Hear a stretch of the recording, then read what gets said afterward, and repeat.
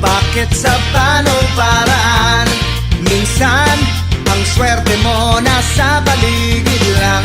Ang buhay ay ganyan, nasa palad mo ang pagbabago ng takbo. At walang mangyayari